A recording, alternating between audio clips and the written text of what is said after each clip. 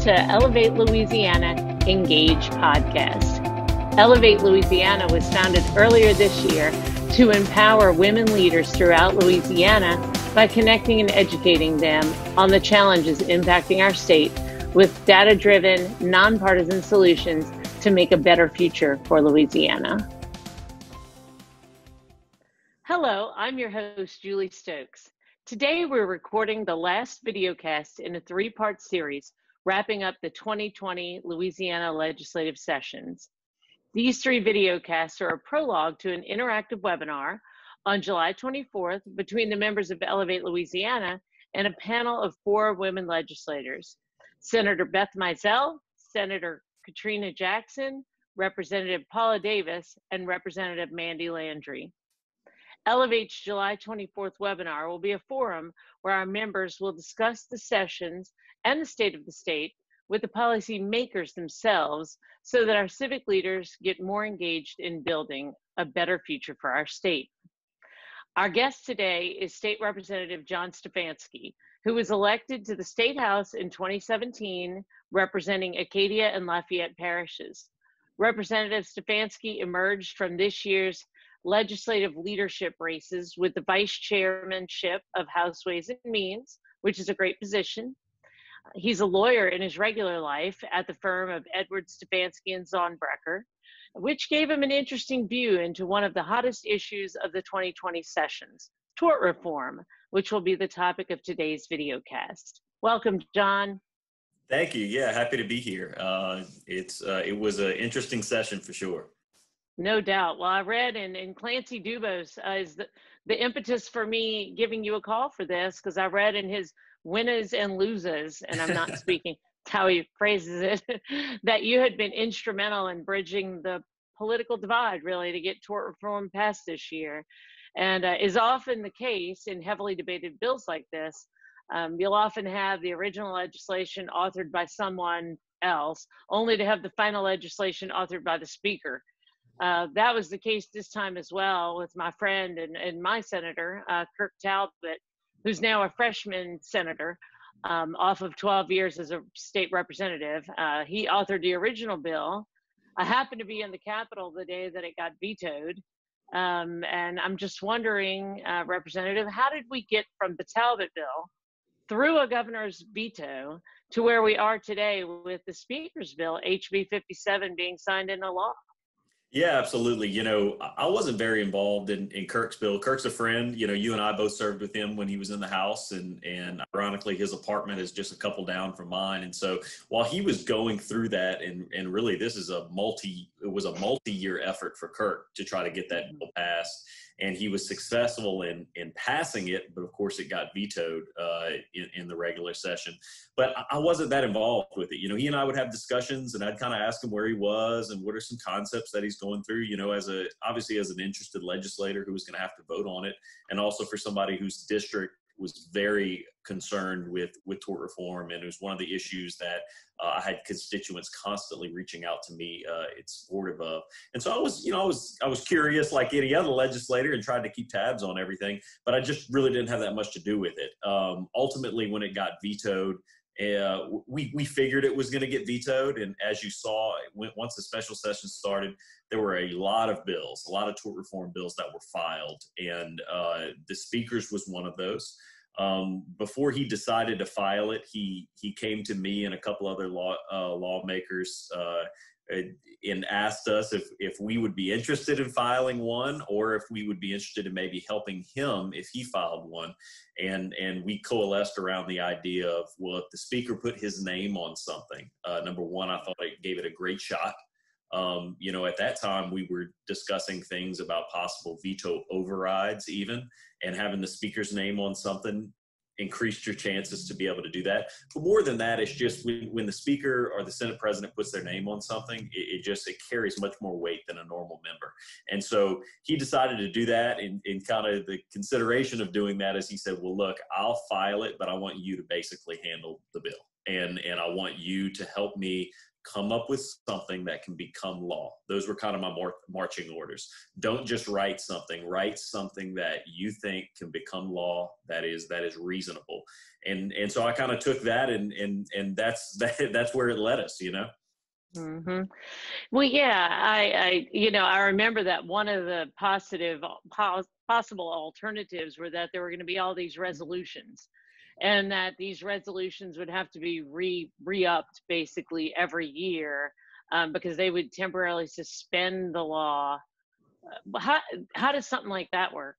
Yeah, and so I think it came from frustration, really. The members were frustrated that Kirk's bill was vetoed, and they looked for alternatives. And so one of those alternatives, like I talked about, was a possible veto override of the governor, which has only happened, I think, twice in Louisiana's history. It's not something that's easily accomplished. And I think the authors of those resolutions, 3 in the House and 3 in the Senate, thought it's probably unlikely we can get the votes to do a veto override on a tort reform issue. Therefore, what are some of our alternatives? And one of those alternatives is a resolution. As you know, a resolution can't be vetoed. And what the resolutions did is it suspended 3 areas of our law. It suspended the jury trial threshold. It suspended direct action. And it suspended the bill dealing with the seatbelts. And so those were filed concurrently in the House and in the Senate, but on both sides. And it actually, in the case of the House version, which was authored by Representative Seabaugh, he actually tied it to the Speaker's bill, to House Bill 57, saying basically these resolutions wouldn't go into effect as long as House Bill 57 ended up becoming law. And so, from a member, we don't like having to use those things. I don't think any member would. It does set a bad precedent, I think, because if you don't like the process, we'll then just pass a resolution and you can suspend the law. But at the same time, tort reform was an issue that some members, solely ran on. That's the reason they ran. And if not the only reason, it was the dominant reason why they were running and why they got into politics. And so members were frustrated. Members wanted to accomplish something. And so that's why you saw those. Ultimately, we didn't have to use those. And that's a good thing, because I didn't like the precedent. But at the same time, when you have an important issue like this and you feel like you'll never get the administration on board, it's one of those options that members look to. Okay, so then that clarifies something. Well, it might. Maybe was it just Representative Seabaugh that had kind of held it ransom somewhat, like saying that, if you don't do this, then my law is going to be in effect? Yeah, well, I definitely think it was Representative Seabaugh's idea. Those were his. Now, Senator Mills on the Senate side also filed 3 as well. He sits on on Jude A rather on the Senate side, and so they filed him on both sides. But yeah, I think Alan probably would tell you he was the one who was spearheading both efforts, and it certainly was his idea, because he approached me early on about those and the possibility of using a resolution in that way if we didn't think we were going to be able to get a bill passed. Well, wait, so did Senator Mills have that same, that if the HB 57 wasn't signed, then that resolution would go into effect? I don't know if he tied him to 57. I know Alan did on the House side. I'm not sure if Senator Mills actually tied him to the Speaker's bill as well, or if he just left them as pure resolutions on their own. That's a good question. I'd have to go back and look. But I know certainly on the House side, Alan amended all 3 on the floor to 57. And, to my knowledge, that's the first time a resolution has ever been used like that, almost kind of weaponizing the resolution tied to another instrument. So definitely interesting, a strategy I hope we don't have to go to again. But quite honestly, I know there's always going to be controversial issues, but I don't know if we'll have an issue that dominated, the election cycle and then dominated 2 sessions back to back like tort reform has.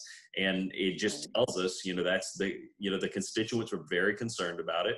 And they made their legislators aware of that. And when that happens, and when you have an issue that I think when the governor's office and the majority of the legislature see things totally different like that, I think it was kind of a perfect storm for something like that to happen. But luckily, like we said, we didn't have to use them. Those resolutions did not make it through the process, and we were excited because 57, was just signed yesterday. It's meaningful, definitely from the point of, these are some things people have been working on for 20 to 30 years, the jury trial threshold, trying to get that lower. We were really an outlier when you looked at the rest of the states at $50,000 compared to one other state's 15, and then the rest are 0 and 5, so we're really an outlier in that. And then with our direct action law is a little unique compared to other states. And then a couple things the insurance industry definitely has targeted, which is the seatbelt gag order, as they kind of call it, which is you can't admit evidence of a seatbelt. And then secondly, collateral source, which is really big for your commercial carriers, because they're the ones who carry those $1 million, $2 million policies. And any benefit, that they can get to try to reduce some of those costs down are huge in their industry. And that's really what collateral source did, is it limited to the amount that's actually paid by your health insurance issuer and not the amount billed by the medical provider. Yeah, okay. And that's one thing that I've heard some pretty conflicting things. I've heard some people talk about, well, they're scared with collateral source rules changing, that it could possibly have an impact on people not being able to collect damages that they still have to pay, because maybe an insurance provider would have paid it less expensively. But is there any risk of that?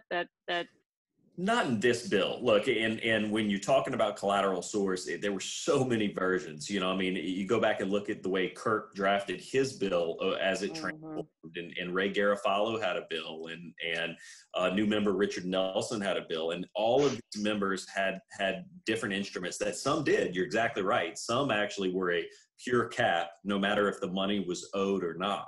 But that's not what the speaker's bill that I worked on ultimately came out to be. It is just a limitation on the bills that your health insurance pays, okay? Health insurance and Medicare. And so the difference there is that when a provider agrees to take that health insurance, okay, most of the time it's done at a discounted rate, and they have to agree to take that lower amount. They can't go back to the patient and say, and we want our extra money. So it just deals with those cases to where you had a health insurance issuer and that health insurance applies.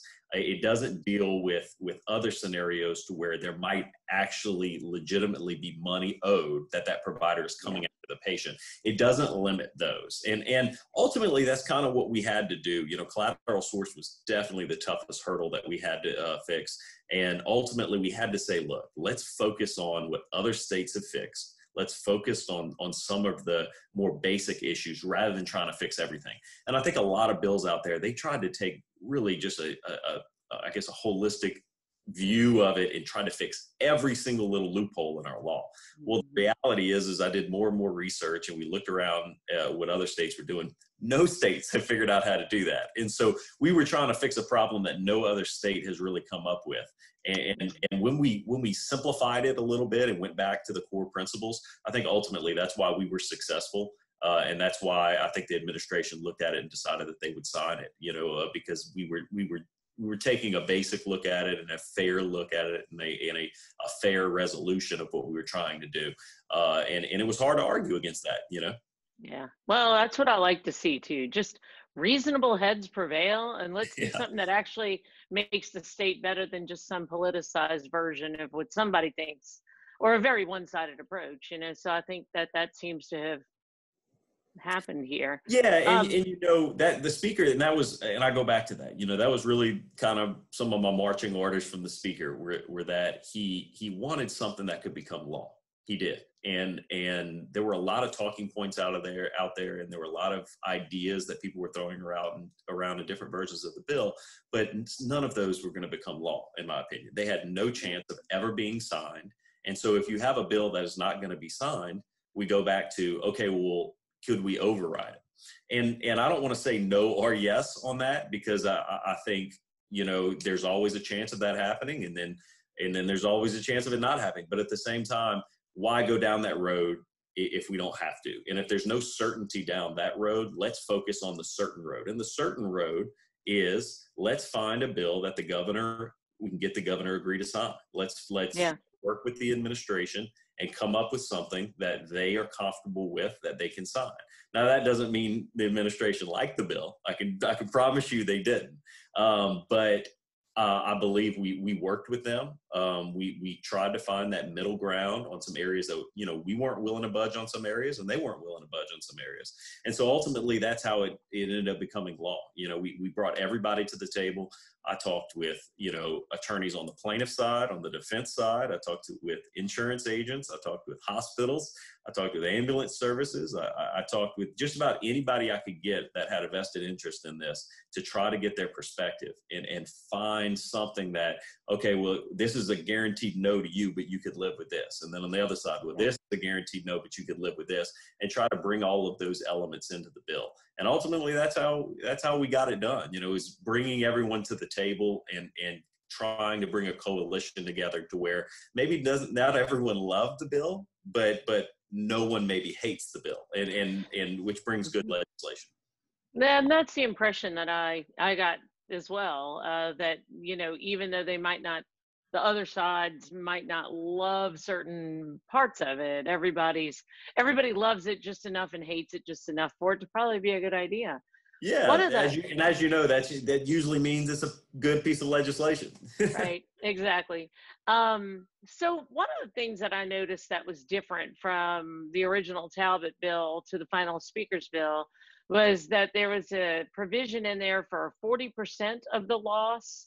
In terms of the collateral source, there could be a 40% variance between what was actually charged and what would be admissible to be repaid. Could you explain that? Yeah, absolutely. And so, that devolved from a couple things. So first of all, when you talk about collateral source and you talk about putting collateral source into a statute, which is what we did, that all the options that you see out there wanted to limit the amount to the amount that was actually paid by the health insurer. And so there's a difference, obviously, between what's billed and what is paid by the health insurer. And so many of these versions, Kirk's included, all said, well, you're limited to the amount that your health insurance insurer paid. The problem is that the injured party has to actually go collect that money. They have to hire a lawyer to collect it, which they have to pay for. And then they have also paid premiums in order to have the benefit of that health insurance coverage. And so one of the administration's really non-starters was there has to be some type of compensation for the person who uses their own health insurance, and then they go and collect it for the insurance company. So there has to be some type of compensation for the money that they spent to go collect that money. And so that's really where that idea comes from. And so there were multiple versions out there. Kirk's in particular, in his final version, I believe, was a 1.5, or rather was you could get 1.5 years of your health insurance paid. Okay, so your actual premiums paid on your health insurance, you're able to collect up to 1.5 times that amount. And that was ultimately what made it in his bill. I saw some other versions that were just multipliers. Hey, we want to take the amount paid and multiply it by a certain amount. Many different other versions. But that was something that I believe, in order to even have a chance of getting the governor and the administration on board, you had to have some amount in there to compensate for collecting that money. So when I sat down and I looked at it, I said, I didn't like the idea of a multiplier, because in a multiplier, in your smaller cases, so look, the vast majority of just your everyday drivers driving on the roads in Louisiana have the minimum limits, okay, which is $15,000 in Louisiana. So if we just took a pure multiplier, okay, and if you multiplied it based on the premiums paid, where you were going to max out those small claims every single time. And then if you said, well, let's just do a multiplier on the actual medical bills, I still thought you were going to get to a situation where on your small claims, which is your everyday drivers trying to reduce their auto insurance claims, I don't think it would have done that, because it was going to max out those claims and the policy limits every time. And so what I looked at is, let's take a look at the savings. So let's say you have a $10,000 health insurance bill. Okay, that's what the medical provider has billed. But your health insurance issuer paid $4,000. So you have a difference of $6,000 in there. Well, in order to make sure that we save money on every single type of claim, let's look at that percentage, okay? And then let's allow the judge the discretion to award a percentage of that savings. And so ultimately, that's what we decided to do in this case. We said the judge shall award up to 40% of the savings. So you take that $6,000 difference in the example I gave you, and the judge would have the discretion award up to, I think it comes out to about $2,800, 27, something like that, 40% of the six.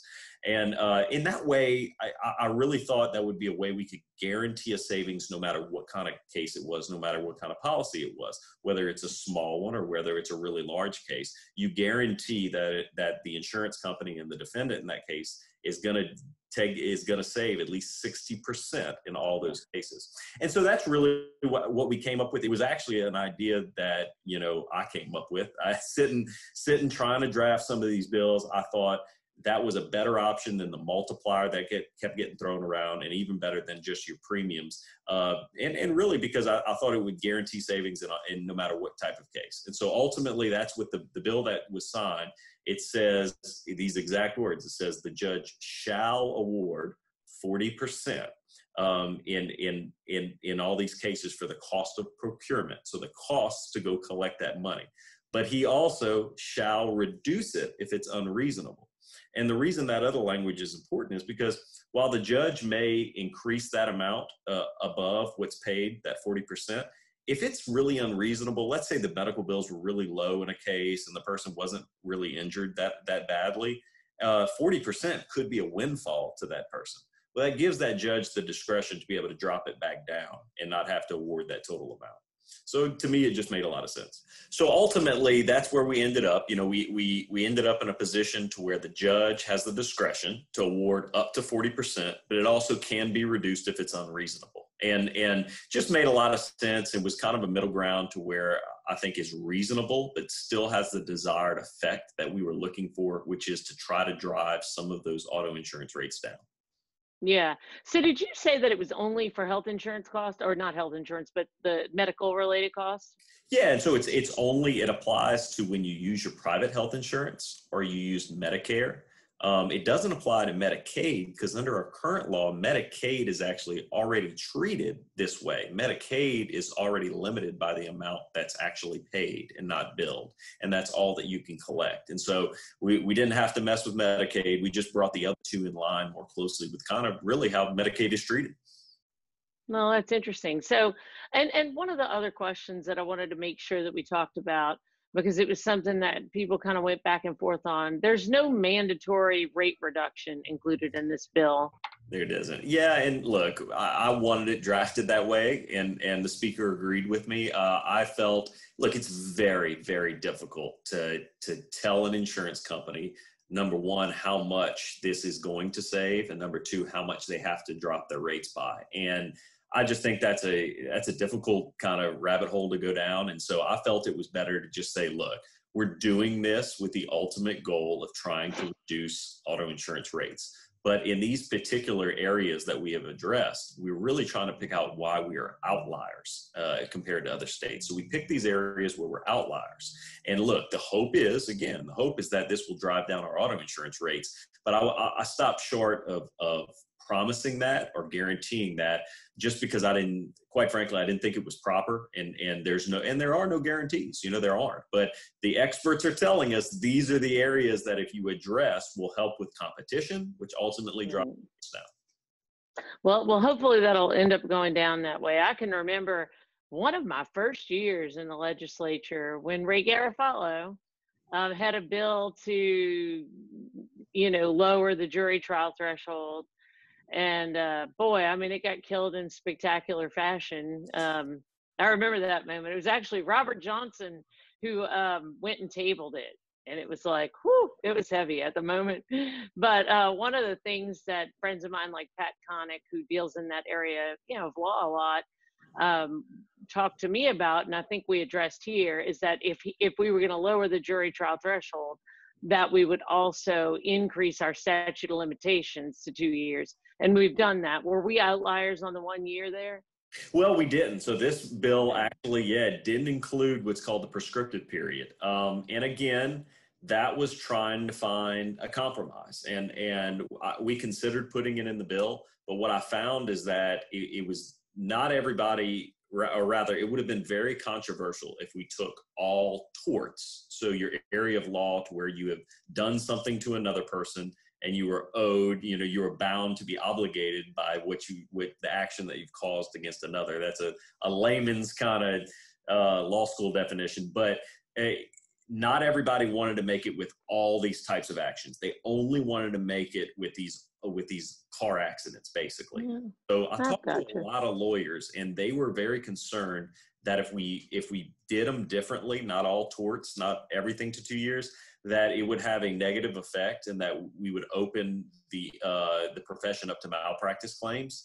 And so Hmm. ultimately, I felt that was going to be a tough sell to make everything 2 years, which I felt would be the right way to accomplish that. And then again, this was kind of a compromise, and the insurance industry and the defense bar really didn't want those 2 year prescriptive period, and so that was something that they were against. That was more something that I think the plaintiffs bar was really in support of. And so again, we compromised in some areas. This was one of those areas that we did as well. Although I think it is the right thing to do, and I do think it's something that Louisiana needs to take a look at in the years coming up, and because it will drop claims, it will drop lawsuits in Louisiana if you have more time to try to settle some of these things. And so I do think it's a smart move. It's just something that we couldn't fit into this bill, quite frankly. Gotcha. Well, it's really been interesting and really good to talk to you about this and try to understand, like, after all the struggles that I've watched over the last, 8 years or so, that something finally got done in this arena. And I do think it took, some players that really wanted to see a consensus reached, because I do get the impression from everybody I talk to that it's not that offensive to anyone. And a lot of people believe that it's going to help a lot. So that is a good sweet spot to be in. And I really appreciate what you did to help get us there. So thank It you. was it was fun to be a part of the process. I was honored that the speaker, wanted me to handle that, and so I took that seriously. And ultimately, like I said, it took a group of people who said, we don't want to just fight this year after year. We actually want to accomplish something, because we could have taken that route. We could have taken the route of, we want everything. We're not going to compromise on any of our core issues. But then we're facing down probably vetoes for the next 4 years, and that bill never becoming law. And ultimately, it took people to come together and say, no, look, we want to change the system. We want to send a message to other insurance carriers looking to write here. And this is a great first step to send that message. And ultimately, that's how we got it done. And look, I didn't think it was going to get done. I really didn't. We went into, if you would have asked me Sunday night whether or not we would have addressed collateral source, I would have told you no. We went into these long negotiations where we were just so far apart on collateral source. It seemed like it was going to be impossible. We found some common ground, on the seatbelt. We found some common ground on direct action, and we found some common ground on the jury trial threshold, because we were such an outlier on the jury trial threshold that I really do think even the administration could agree that it needed to be addressed. But on collateral source, it was really tough, and it really is just kind of a funny story. It really wasn't until the speaker and the Senate president kind of decided collateral source is too tough. Let's just leave it out of the bill. So it came out of conference, was passed, was concurred with on the Senate side, and then I was bringing it up within a couple minutes to the House side to concur. And actually, Representative Alan Seaball came to me and spotted some language that he thought would be misinterpreted. I didn't see it that way. I wrote it very consistent with the way the code was, but I could see what he was talking about, and he did make sense. I could see how that could be a little confusing to a judge on how he was going to interpret this one sentence that we had written in there. And so I paused. I actually grabbed 5 or 6 of the practicing attorneys that I knew on the House floor that knew this area, brought them into a room next to the speaker. I actually brought them into the speaker's office and had each one of them read it and asked them what their interpretations were. And I believe it was 5 of us, and 3 of the 5 agreed that it needed to be changed. And the 2 of us thought that it was okay the way it was. And so I told the speaker that. I said, I think we ought to hold off. He did that. He said, let's hold off. I said, give me the night to either rewrite it or do a little more research and make sure this is not an issue. And then in the process of doing that, I kind of went back to the drawing board on collateral source, had conversations with a few other people, and ultimately were able to come up and find a version of collateral source that everybody could live with that night. So it really went into the final hours and the last days trying to find something that we could get everybody on board with. So that really is that is amazing, because that's not the way it works generally. No. So that really is. Well, that's about all of the time we have for today, but thank you so much for joining us on Elevate Louisiana's Engage podcast. I'd like to thank our guest, Representative John Stefanski. We really look forward to watching your career in the legislature. I think you've got a bright future ahead of you. Well, I And the appreciate rest it, of Julie, and yeah, thank you so much for having me on. And we miss you. We do. We miss your advocacy and your passion on a lot of core issues. So you're very missed, but I'm sure you have a more peaceful, relaxing life now that you're out of the legislature. So I'm a little envious of that. But thanks so much for having me on. This was great. I enjoyed it. Well, we really appreciate you. And, to those of you out there watching, if you're interested in joining Elevate Louisiana and want to be part of the interactive webinar on July 24th with our 4 female legislators, please contact us through social media on Facebook at Elevate Louisiana. That's at ELLEBATELA, or by emailing us at elevatela@stokesflame.com. Our website will go active on August 1st in just a few weeks. For now, don't forget to like Elevate on all your social media platforms. I'm your host, Julie Stokes, and we'll see you next time.